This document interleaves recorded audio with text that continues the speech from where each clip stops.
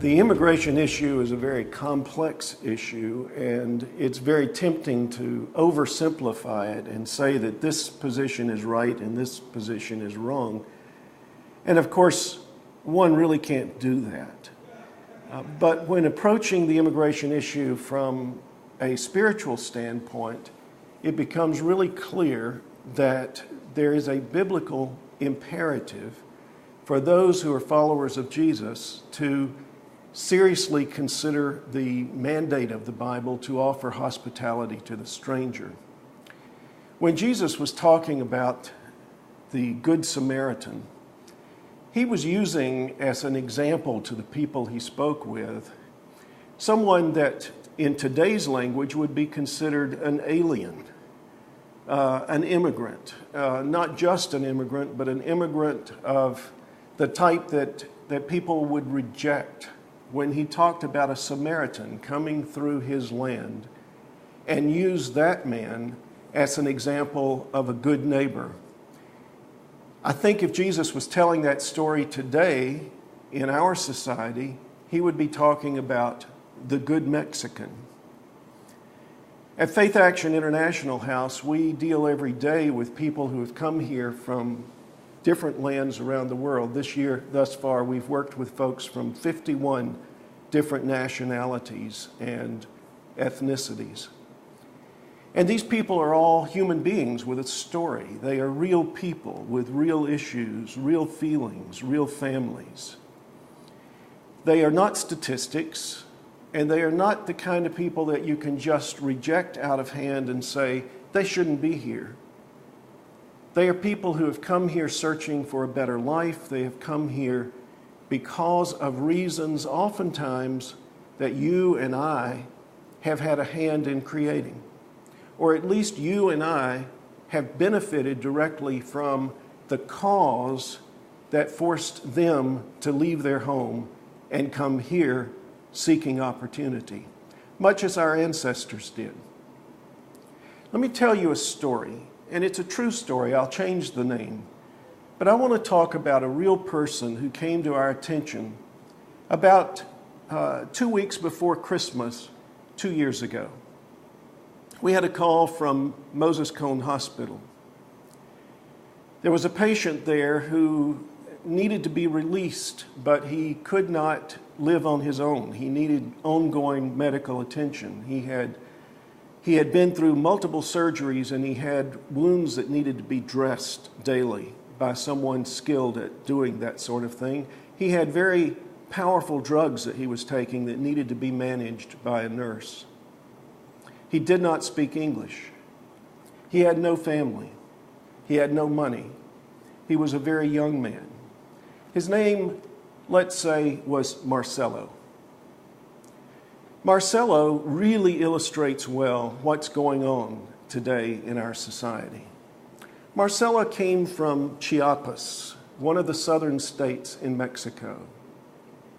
His mother and his father lived on a 7-acre farm that they rented, along with their 6 children. These individuals were able to raise enough beans and corn to feed their family and to sell the surplus in local markets so that they could provide for the necessities of their family. But that was before the United States government, the Canadian government, and the Mexican government got together and created what we call the North American Free Trade Agreement, or NAFTA. NAFTA has many pluses and many minuses, and I'm sure you can find plenty of folks who support it strongly and others who are dead set against it, even in this room today. However, for this family, NAFTA was a disaster. And here's why. NAFTA eliminated the tariffs in Mexico on imported corn. Now, in Mexico, corn farmers typically are like this family, Marcelo's family in Chiapas. They grow corn on very small plots of land in very small quantities. They use very primitive technology for doing that. They're able to survive because corn is a major staple in the diet of Mexicans. It's something they could always sell if they had more than they could eat themselves.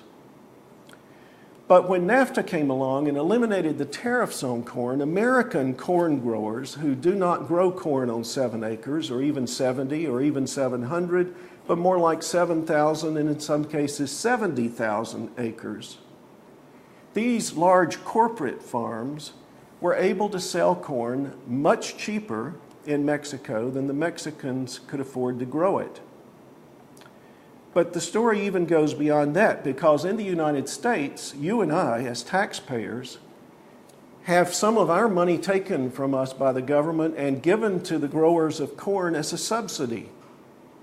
And so the corporate corn growers in America, the Monsantos, the Archer, Midland, Daniels corporations, and other groups like that, can afford to sell corn not only for less than the Mexicans can grow it, but they sell it for less than they can afford to grow it. They sell it technically at a loss because they're making their profit on the taxpayer subsidy.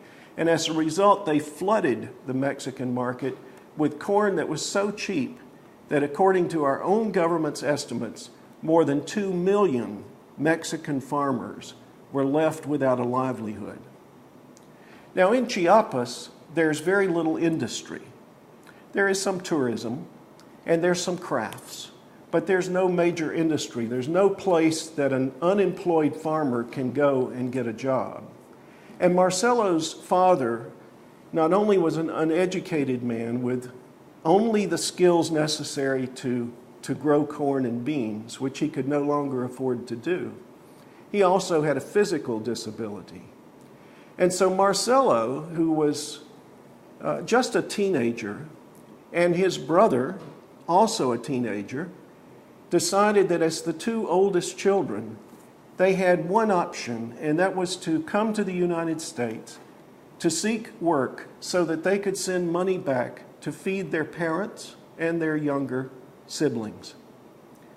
And so Marcelo's brother headed out first and made his way to California and sent word back that he had found work without difficulty, was making better than $10 an hour. It was a good thing to do. And so Marcelo, at 17, began his trek to the border.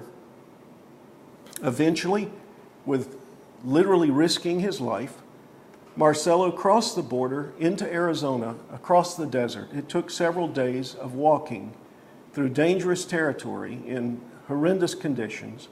But he made it into Arizona, and as he walked along an American highway, someone stopped and offered him a ride. The person spoke Spanish, and Marcelo felt comfortable getting in the car with this person. And to make the long story short, this individual was a trucker headed for North Carolina, and he told Marcelo, hey, there's work in North Carolina. You can get a job there. And so Marcelo came here. He made his way all the way from southern Mexico to North Carolina, knowing no one, having no idea what he was going to do when he got here, only believing that he would find an opportunity to work, and through that opportunity would be able to help his family survive. He came to the Greensboro area and within days found a job. And on the job, he found some compatriots who offered him a place to stay in an apartment they were renting. And this, of course, is the way so many of the immigrants first arrive here, doubling up, tripling up, quadrupling up to keep expenses low so that they can send a maximum amount of money back to their families.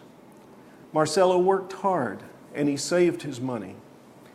And he was on his way around Thanksgiving time to send his family his first installment of $1,000 that he had saved up. He was deeply proud of what he was about to do.